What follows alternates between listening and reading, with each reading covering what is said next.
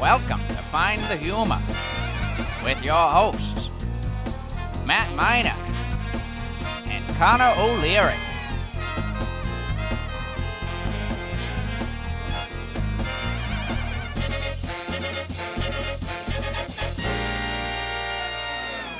Hello, the world.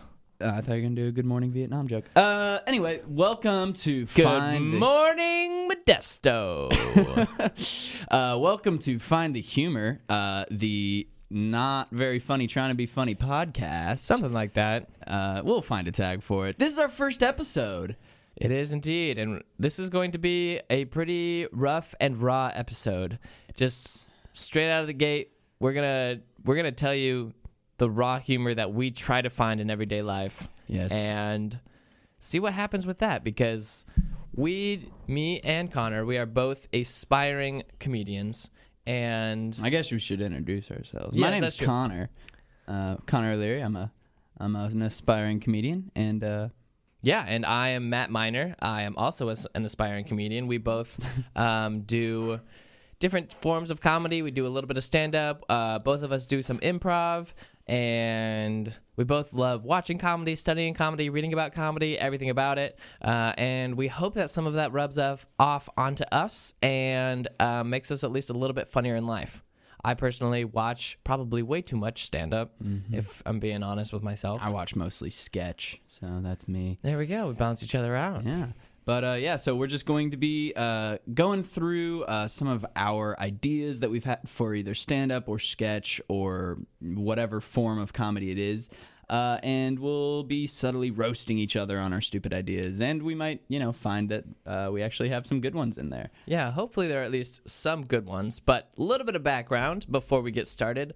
Me and Connor have talked about this a little bit previously, and both of us, starting around the same time, started keeping notes in our phone of just little things that we found funny or something that happened to us that we wanted to expand upon later. And we have different comedy lists that we have.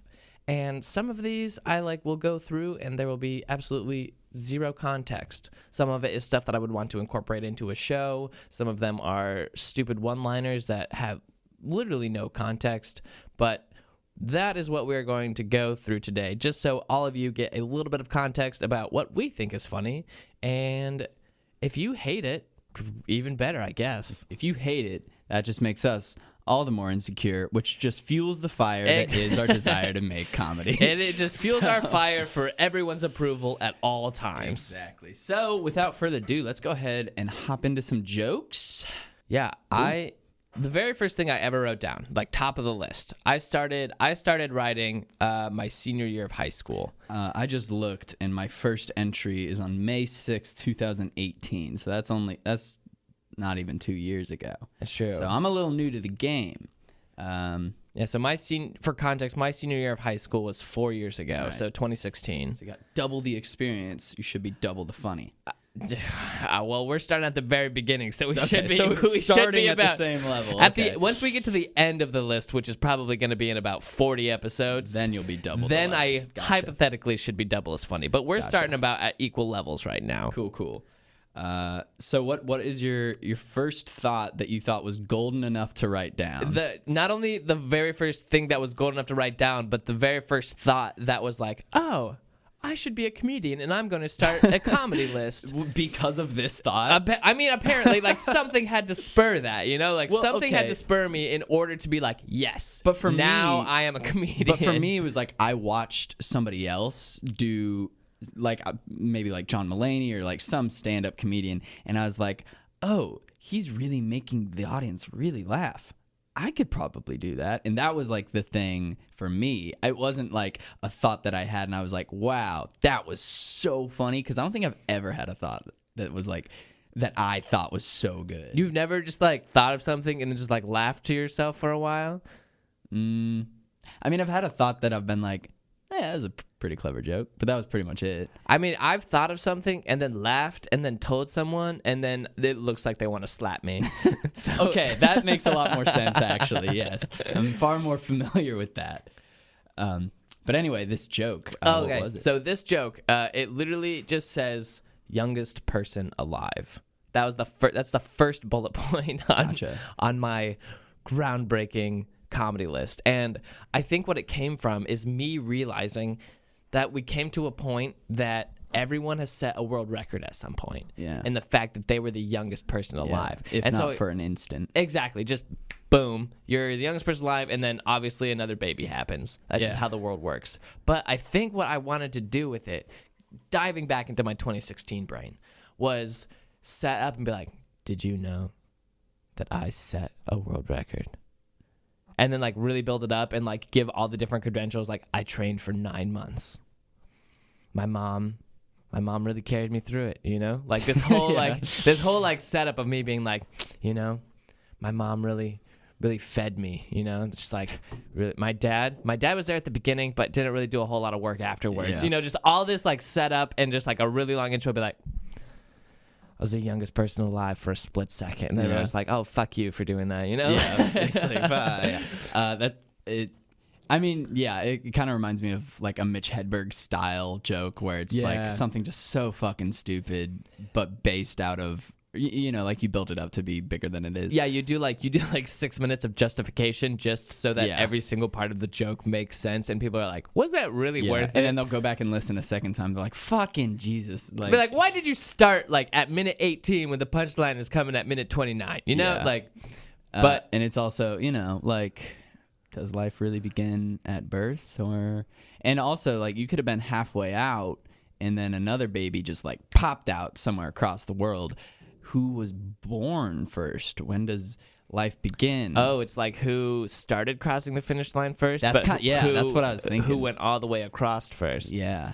That's interesting. I don't know. I guess that's true. Like, do you start living when your head pops out? Do you start living when your whole body comes out? This is also, I'm not trying to get political on our first podcast. No, me neither. I realized that as I started the discussion. That's not what, I hope you understand that I am not thinking that deeply at all. I am strictly thinking about the qualifications for breaking the world record. Yeah, what do we define? Because it's important to know, because if we find, you know, it to be in accordance with a certain set of rules, then no, you weren't the youngest person ever alive. I actually, I took a creative writing class my second semester of freshman year, so year and a half ago, I think. And it's, 2.5. Fuck, I don't care. It doesn't matter. Timelines. But the premise of the story was that it was kind of like a sci-fi thing. I thought it was like super cool. And the premise of the story was that they didn't want to have the human race reproduce anymore, because like Armageddon was coming. They knew that it was coming for some reason, so they just, like, a baby was born and they were like, no more babies after him. And so he was like the protagonist of the story, and it talked about how, like, you know, police would see him and like talk to him and like make sure that he was like older than a certain age, and then they were like, oh, you're like the youngest person alive. And it was kind of a cool concept, but then I got like way in over my head and I flashed forward like 80 years and it was all a conspiracy, and then I was like, but why would humans want to destroy the human race? It didn't make sense.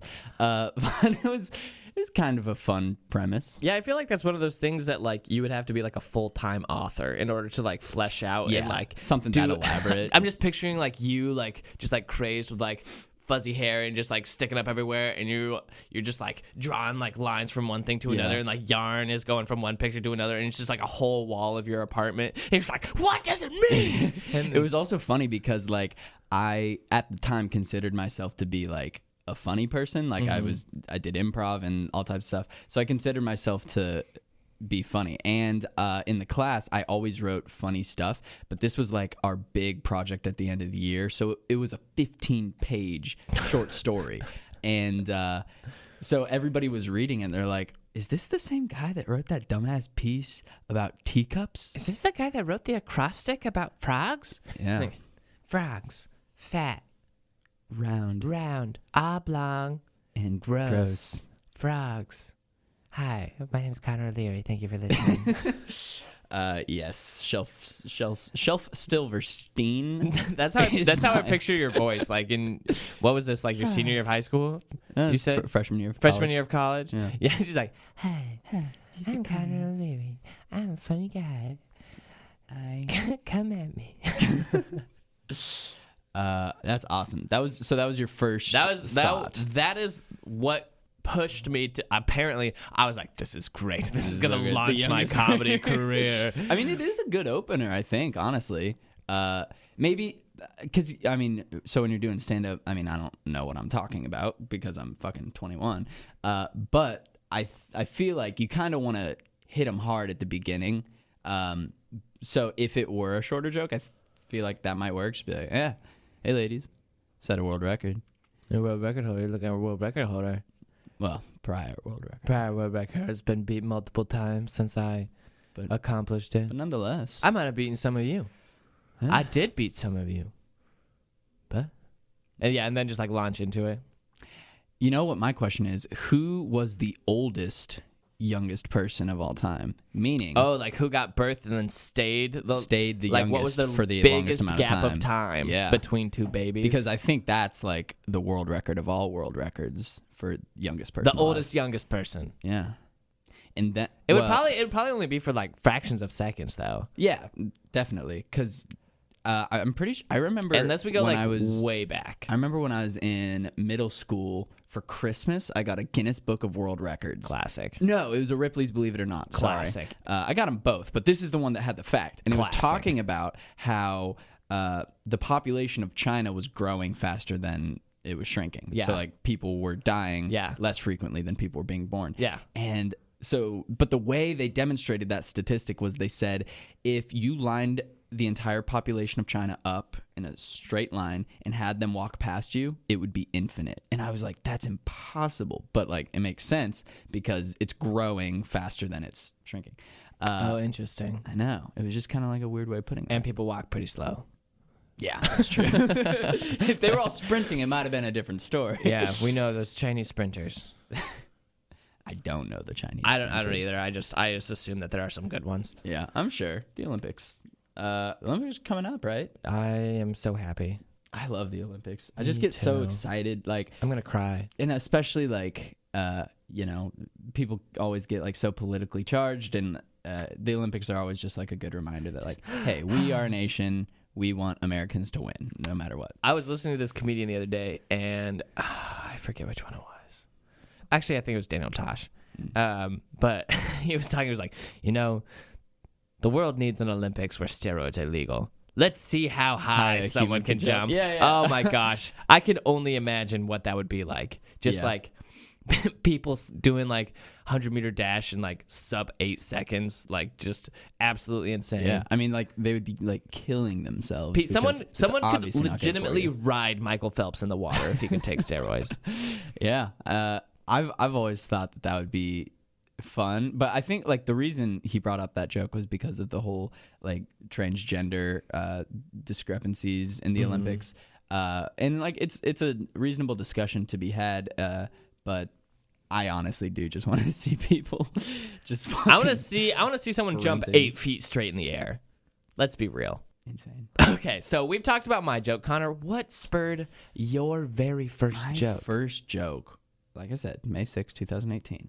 That's my dad's birthday. So I'm thinking You're like, hey dad, for your birthday, I've decided to not be successful. I'm thinking that we might have like gone to church or something, because I remember this day and writing down a few at the same time. So I think it was in church while I was writing these down. But I wasn't religious at the time. So this first one says, it's a bullet point. It says freshly agnostic. And then there's more info below it. It says, you still have all your Catholic morals. Like the other day, my friend wanted to do something noble, and I said no. Oh, I remember this joke. The premise was that, like, even it was kind of a slam on the Catholic Church, which is like a great place to start. Yeah, punch up, punch up.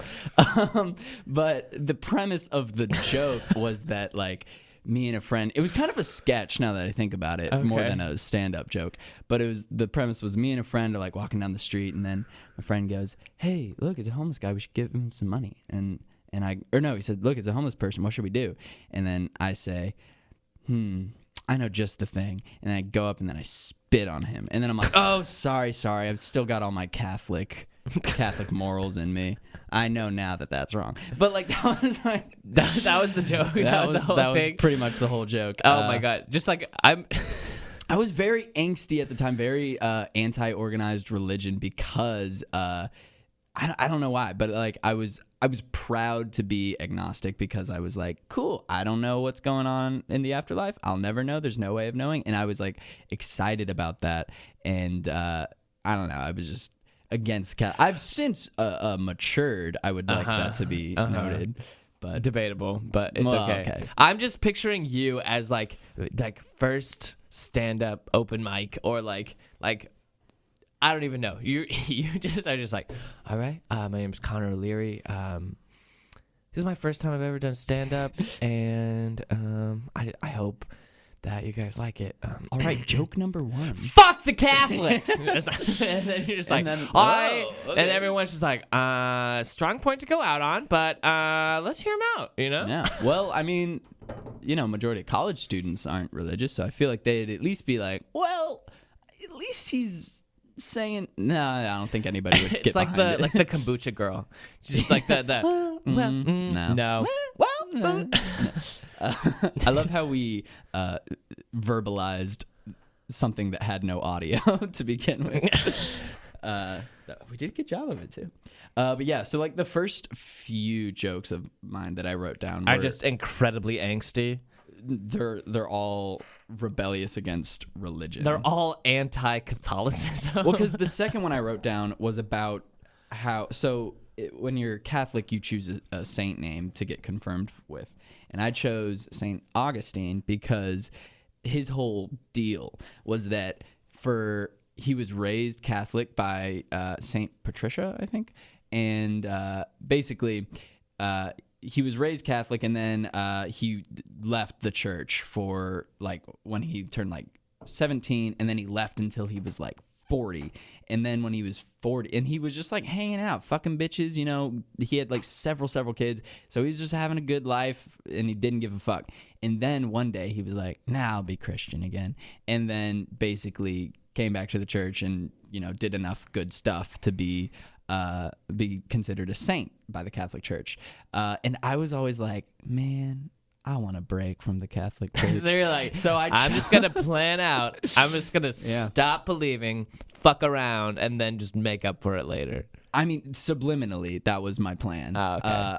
Of course. Yeah, of course. The reason I told myself... I wasn't actually planning this. The reason I told myself... Oh, no, sorry.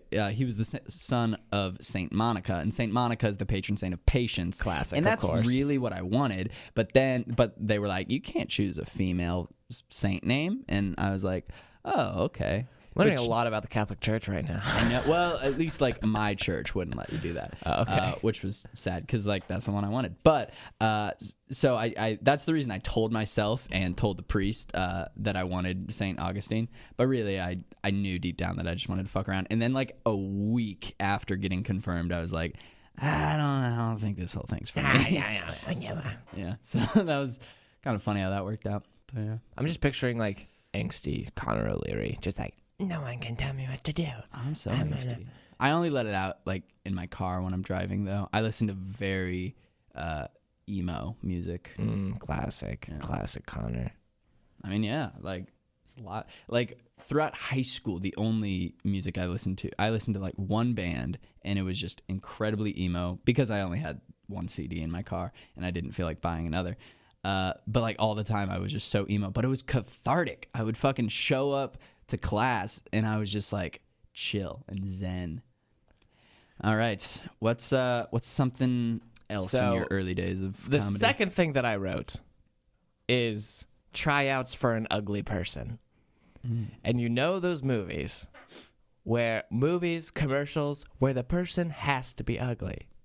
They're casting for someone that has to be ugly. Yeah, or like TV shows will like cast somebody because they're like obese. Yeah, exactly. Like I think and they have like major plot points based on it. So it's like you can't, like there's no way to work around it. Yeah. I think what spurred this on for me in my head, if I remember correctly, do you remember the Super Bowl commercial? Like I don't know. It's probably like 8 or 9 years ago at this point. The GoDaddy commercial where they had that model like making out with like that one like super ugly nerdy dude. Yeah, I remember. I remember just being like, can you imagine? Like, I actually like researched this, and apparently they had to audition and they had to like make out with an inflatable doll. What? In order to audition for this commercial. Oh my God. That's Isn't that, and so I was just thinking like, can you imagine just like, all right, we need someone with hella acne, bad hair, chubby face, super hairy body. I'm pretty sure he was a ginger as well. Yeah. Which like is kind of just the twist of the knife. And it's just like, can you imagine like the self-esteem that you have to go into something like, we need an ugly person? And you're like, I guess that's me. I don't think it's a self-esteem thing. I think it's I need money. I wanted to be an actor. Yeah, but it's like one of those things that's Hollywood. like, you know, that you have like these beautiful human beings that are like actors, like, you know, yeah, Brad Pitt and like everyone. Right. Yeah, Brad Pitt's pretty much the pinnacle if we're being real. But you have all these like beautiful people who are like actors or actresses and like they're gorgeous and everything, and then you have to come in and be like, hey, can you give me a spot because I'm ugly? And then what I've noticed is that there are certain people in the world that get typecasted as like the ugly dumb one. Even if they're not ugly anymore. Yeah. I'm thinking like Jonah Hill. Yes, he's fucking hot now, and he still gets cast in roles as like the fat kid. It cracks me up when because he was like fat and then he got fit and they're like, we want you to get fat again. And he was like, all right. Or like Chris Pratt. I was thinking he's kind of an anomaly to it though. Yeah, because like they're like, hey, we want you to be super ripped for this. He's like, you got it. And they're like, okay, we need you to be fat again. He's like, whatever you need. So he bounces around a little bit, but just like when he sits up straight, it's like skinny. When he like slouches down, it's like fat. Yeah. It's like, do you ever watch Brother Bear with the Phil Collins movie? The real old Disney movie? Yeah. There's just one part when he just like the little bear is like messing around and he's just like sitting on top of the other one and he's just like sitting up and then like slouching down. He's just going skinny, fat, skinny, fat, the skinny, ice, fat. Yeah, exactly. His reflection. Yeah. Did you know that movie was all of the art was done by one guy? I am not surprised at all. He wrote the story because like his brother died, and then he spent 9 years animating it, and then Disney was like, "Hey, we'll produce this for you," and he's like, "Cool, I've done all the work already," and they were like, "Okay, we just need to hire voice actors." That was literally all it was. It was insane. So like you can see like sometimes like the color scheme changes a little bit throughout the movie because like he ran out of colored pencils because he was doing the whole thing himself. That is wild. I know, it's so cool. And if you're doing that much, I feel like you should be able to find a fucking colored pencil. That's fair. But like he was funding the whole thing himself. I think it's awesome. And then they got Phil Collins to do the "Tell everybody I'm on my way." Oh my God, that song makes me cry. Classic crying. Oh, such a good song. Oh, that movie, like that. We used to watch that. We had a TV in the car because you were upper middle class, hella rich, upper middle class white folk. Yeah, we had 4 CDs or DVDs to watch. It was that Brother Bear, The Cat in the Hat with Michael Myers. Oh no. Are We There Yet with Ice Cube, and Another Cinderella Story with Drew Seeley and Selena Gomez. What? Yeah, those were the 4 movies, and I can recite all of those from memory just because I watched them so many times. Yeah, I was going to say, did you never like rotate the movies in your van? No, we would, but like for years. You were just like, these are our movies. Those were our movies. How many siblings do you have? 2. I have a younger sister and an older brother, but my older brother sat up front. So me and my sister know all the words to all 4 of those movies, and my older brother is antisocial now. And my older brother doesn't exist anymore. No, I'm kidding. He's a good guy, but he doesn't know the words to those movies, so that kind of sucks. That is unfortunate. Yeah. But yeah, circling back, I cannot imagine going into an audition and just being like, well, I'm ugly, so give me the part. Okay? I was also thinking about the other day how actors will get typecast for anything, and then that's just their thing. And specifically, actors that are typecast as bad guys in movies, and they're just always bad guys. It it must suck because I was watching that movie Bombshell about the Fox News sexual harassment allegations and all that stuff, everything that blew up a couple years ago. Yeah. And the guy who was playing like the head of Fox News was like this ugly, like fat, really old man who was just like disgusting, like a Harvey Weinstein looking motherfucker. And literally I was just like, oh, but he might be a nice guy, but he just looks like a fucking monster. It was, it made me feel so bad for him. Yeah, but have you ever seen someone that's usually like a lovable, fun character, and then they're a villain in a movie? No. Like, have you seen Can't Psych? think of anything with Sean Spencer? Yeah. Yeah. So Dule Hill, I watched a movie where he is a villain. No way. Yeah, I forget what it's called. But he's like the head of like. Does he do a good job? Because he's not like a great actor. No, exactly. Like it's like the funniest thing ever. Like him trying to be evil is just like, what are you doing? Like That's so funny. But yeah, no, it's I was just thinking there's a movie called Face Off with John Travolta and Nicolas Cage. Yeah. And Nicolas Cage plays like this evil mastermind, but he's Nicolas Cage. He's Nicolas Cage. All right, I have a steamy take. All right, Yeah. Nicolas Cage. Everyone gives Nicolas Cage like all this like shit for always being the same character and just always just being. No, he's a great actor. He's just always Nicolas Cage. Yeah, you but know. he's a good actor. All right, fair. But steamy take. Do you know who the female version of Nicolas Cage is? In that you mean they Just play like- the same character every Yeah, time? they're the same person every single time. Adam Sandler. No, female version. Yeah. Adam Sandler is not a female. No. Who? Anne Hathaway.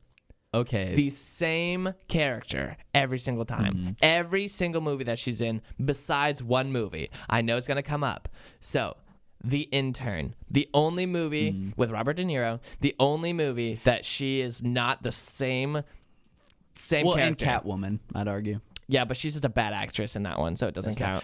I think the reason, though, is because she gets cast as Anne Hathaway. Whereas someone like Tom Hanks, who has like a huge range, or Meryl Streep, God forbid, Jesus. Love her. Like, they get cast because they're known to be the ones that can like do anything. I'm sure Anne Hathaway could probably do more than just what she does. I mean, she tried Catwoman. Meh. But also, I think that's an issue with Hollywood. They don't really write a whole lot of three-dimensional female characters as it is. So Woof. there's, so that's just kind of how that is. But yeah, no, Meryl Streep. I was watching Sophie's Choice. It's like a cult classic, but like nobody's seen it. Yeah. Nobody our age has seen it, and I just want to talk about it to people. It's such a good movie. But yeah, so see Sophie's Choice and then talk to me about it. Oh, yeah. I want to hear more about Angsty Connor though. Angsty Connor? Yeah, like like I want to hear more jokes that Angsty Connor wrote. Oh, okay. Yeah. Let's see, because I know early on I have so many church jokes. Let's see if I have any angsty jokes early on. Okay, some of this stuff isn't angsty. It's just me being a fucking nerd. Like this one just says, replace and with but. And I think what I meant was like in your everyday speech, just replace the word and with but. So it'd be like, hey, I love you, but I want to live the rest of my life with you. And I don't know why I thought that was so fucking funny. I want to eat Mac butt cheese. Yeah. I don't know why. I think that might have just been like a game that I was playing by myself, and then I was like, I'll write it down. Maybe it'll be funny one day. But it doesn't seem like it. I have to go to the store, but buy broccoli. It's like, wait, that's some cryptic shit. I have to make my bed, but brush my teeth. Yeah. So with that, it's like he has to make his bed, but brush his teeth. I have to. Those are not mutually exclusive things, and he's reluctant to do one of them. I have to shave, but wash the sink. This is so hard to like actually like think about times that I just use "and" in my everyday life. Yeah, I know that I do it every single day of every single second. Like I love you, and this just isn't working out. That's pretty good too. I mean, that just kind of works though. That makes a lot more sense. Fair. My favorite use is using it. I'd like steak, but mashed potatoes. But mashed Wait a minute. potatoes. So you don't want the steak? No. I want the steak Butt mashed potatoes.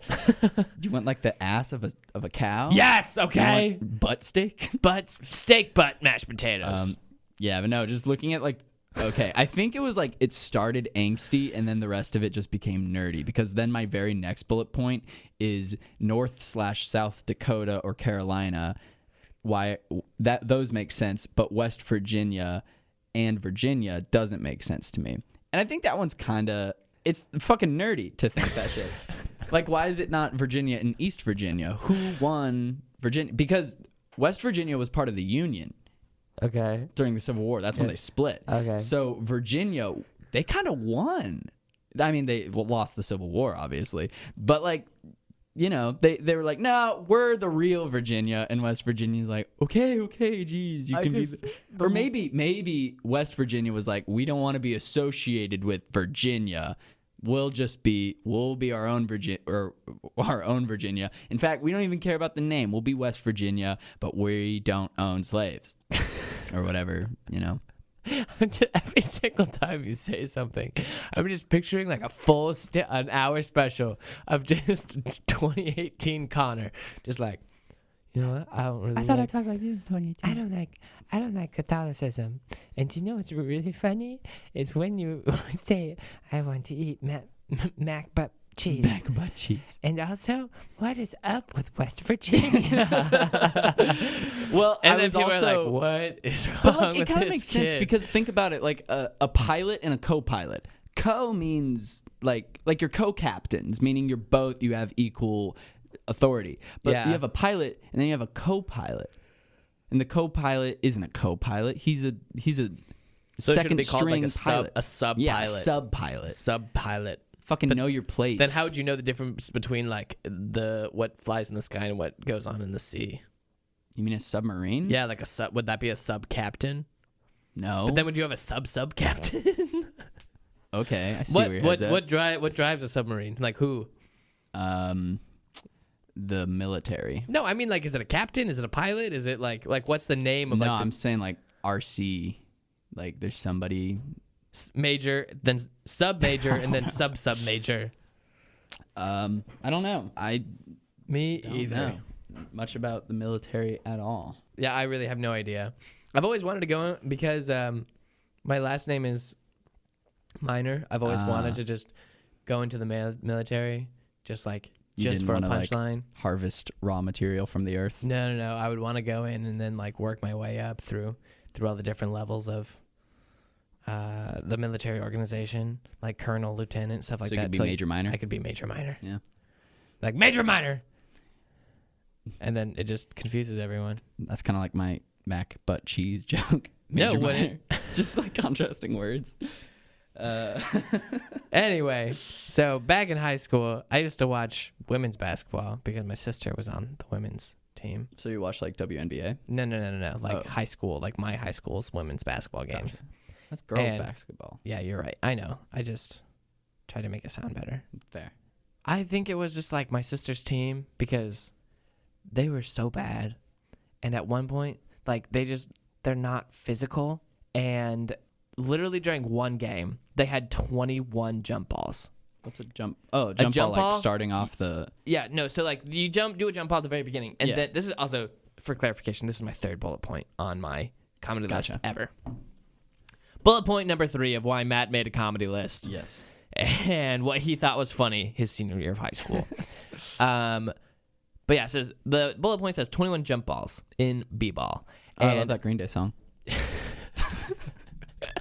Anyway, but when like two people like are holding onto the ball, they call like a jump ball and they just change it, like change possession. Yeah. And it literally was the worst thing ever because it averaged out to every like 3 minutes there would be another jump ball, and I was like, just tear the ball away.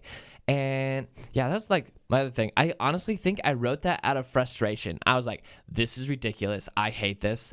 Comedy list. Boom. I need more material. We can turn this into something. Mm-hmm. And then it would just probably, if I would have written it like my senior year of high school, it probably would have just turned into me just like being like, girls basketball What is sucks. up with women's basketball? You know, I never know how like, you know, Seinfeld was like ahead of his time. Jerry Seinfeld was. But like some of his stuff, I'm just like, Well, You didn't have to do anything. You I just picked a heard- topic and then picked it apart. I like what Joe Rogan has to say about it. He's like, in that era of Seinfeld, if you had a personality, that's all you fucking needed. You could talk about anything and people were dumb. And they were just like, yeah, I just like listening to the way you say shit. And like his joke was, and he just like made it up on the spot. He's like, he goes, you could have gotten on stage and just said something like, hey, what is up with cats? It's like, just sitting there in my living room. What is this, Magic Kingdom? And it's like, doesn't make any sense, but it's just like. That's true. People are like, Yeah. If you just say it with like enough conviction. And now, so high school Connor would have been incredible. What's up with Catholicism? y'all hear about North Dakota? Yeah, what? North Dakota, you silly boy. What are you doing up there? But no, because I think now there's, because of the internet, you have to be much more specific with your voice and your content, and you really have to differentiate your voice to be more niche. And back in the day, before the internet, you didn't really have to do that. You just had to be good enough for people to be entertained, and then they were like, and then you just had to market yourself, and that was it. Now you have to market yourself more specifically as the blank comedian, At least, I don't know. This is just a theory. I'm the I Hate based off of Catholics nothing. comedian, and I'm Yeah. Connor O'Leary. Hi, I'm the Satanist comedian Connor. Nah. Well, I'm the North Dakota comedian. I hope you guys like North Dakota jokes, because I got an hour and a half worth of content. I would honestly, I would love that. If there was a comedian that would just take like an hour of do one thing. to just take one item and could somehow do an hour special of just like jokes about that, I would watch it.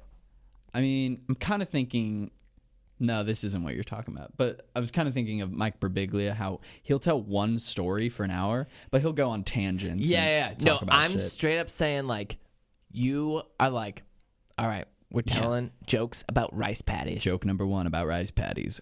What about that shape, though? And then everyone's like, Joke number 2, they taste like styrofoam. Aha, I Joke- could pack bags with this. Joke number 3, they fall apart and crumble in my hands and leave a mess. And I gotta vacuum them up. Exactly. No, like straight up, like if you could do that for an hour, or like I know sometimes, like I've listened to Jim Gaffigan before, and he's done like 15 listened to minutes Jim on Gaffigan like before. horses. Yeah. He does like 15 minutes on horses, and I'm honestly so impressed by that.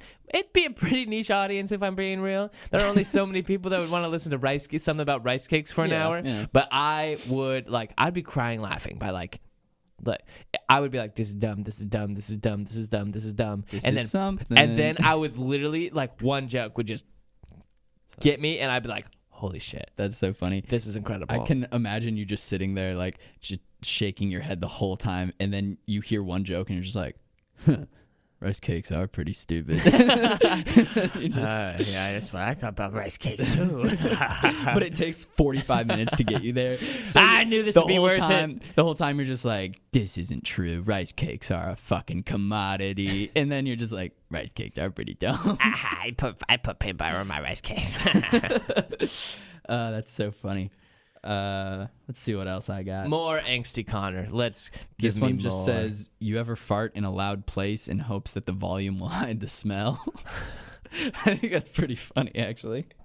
Because I still do that, even after writing that 2 years ago. I would definitely agree with that. Like, I don't know. I have like zero shame farting when I'm in a public place because like What?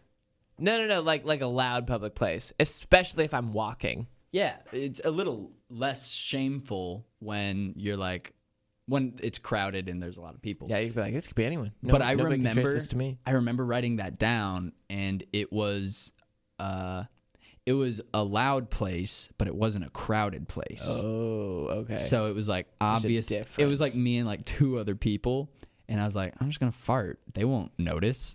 And then I was like, oh fuck, the smell. And then I was like, they noticed. All right. I have something that I want you to do. Yeah. This is something that I do routinely that Like I a find social very experiment? entertaining. Yes. Okay. I wish that I could see the results of what I'm about to tell you, but I never have been able to. You go into an elevator. Mm-hmm. You wait in the elevator. Hopefully, there are 3 or 4 other people on the elevator with you. 3, 4, 5, 6, 7, as many as 12. Wow. Yeah. If you're lucky, that'll be that many. You just hit the next floor. You're the annoying person that takes the elevator 1 floor. As soon as the doors open. You hear that, disabled people? Fuck you. As soon as the doors open, you rip the biggest fart ever and just walk out the door. And then you leave everyone to sit in that. I can't fart like that, though. Yeah, I mean, like, you kind of have to, like, be like, all right, I have to fart. Yeah. And then, like, If I find myself in that situation, I'll try it. Oh, it's so funny to just, like, see the elevator's door close. I hope that I do that, and then, like, 2 years later, I just, like... Because, like, I'd be saying to myself, I'm never going to see these people again. And Exactly. 2 years later, a guy in a suit, he's, like, about to go in for an interview, and then we're going to the same interview, and he just cocks his head, and he sees me, and he's like, hey, you're the motherfucker that farted! And I'm just like, what? No! And I know exactly what he's talking about. And then he's the one interviewing you.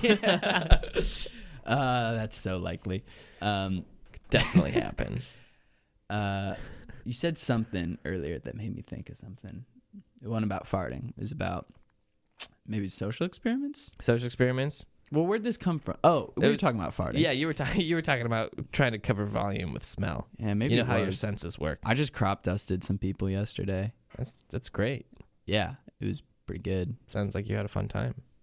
Yeah, I'm not particularly like a gassy person, so like I don't really fart or burp all that much. So That's good. Yeah, good for me, I guess. Except for like, Congratulations. well, because then like every once Connor, in a while you'll get in a you group. ungassy master. But every once in a while you'll get in a group and it's like, let's see who can burp the loudest, and then like people will just like drink a bunch of soda or whatever. Yeah, until... but that's like there's always one person that wins that. You know, like yeah, there's but always I'm the one that's like, then that's how I burp. that's in the same voice as senior year comedian Connor. You guys want to hear me burp? Hey, he's just breathing. Hey, he just burped on stage. Ew. Did he actually burp? That's how I picture your fart sounding too. You want to hear me fart? Pardon me. Exactly. No, I don't know.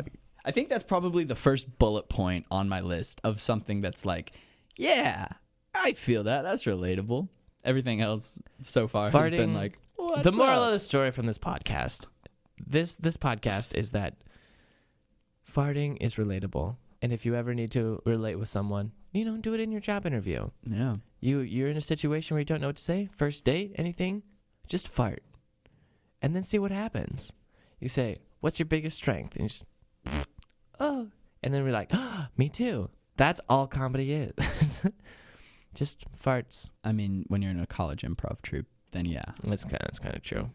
Sadly, yes. And professional world. No, I don't believe that. Yeah, no. For the integrity of this podcast, I promise I do not believe that. No, yeah, I take a class at Second City right now, and the first time I went there to do improv, I had never done improv other than like Monkey's Improv. I mean, like really, like I haven't really taken it seriously other than the improv that we do on campus. So when I get there, the first thing we do, they're like, let's just like do like kind of just a montage of whatever and just get our ideas out there, So somebody go out there, and I go out and I'm just like, oh, I'm a character. And then someone came out and they're like, hey, what's going on? And I thought that they were ending the scene and were asking me what's going on because they said it so real. And I was like, oh, do you guys not do that here? And because I was just so extra because I'm so used to doing that on stage. Just like, I want you to fuck me. all right. And that's pretty much how it goes. Don't want to hear that. A lot of our audience does. I guess that's true. Well, those have been our first 3 jokes. First 3. I hope that you got to know us a little bit more. I At feel least like I've old gotten us. to. I feel like I've gotten to revisit my younger self and kind of get a taste of where my head was at. Oh, absolutely. I love the idea of me being like youngest person alive. Oh, Yeah. this is going to make me famous. I love being like, ooh, fuck Catholics. This is gonna make me famous. If there's Also, yeah, I would like to recap. We've said some things. Catholic listeners, I don't hate you. I respect you, and I will fight for your right to practice whatever beliefs you have. Disabled people, that was a joke. You can take the elevator to wherever you want to go. Matt apologizes for that I one. do apologize. And anybody else who may have been offended, sorry, but I've forgotten about offending you. Yeah, well, thanks for tuning in. Hopefully in our next episode, we'll try to get a guest to come on the show, and we'll try to explore more about comedy through people's scopes that extend beyond just me and Matt, two 20-somethings. Exactly. We are going to try to find the humor in each and every person that we find and talk to, and hopefully we will learn a little bit something each and every time. And as we say at the end of every episode, what's going on? Bye.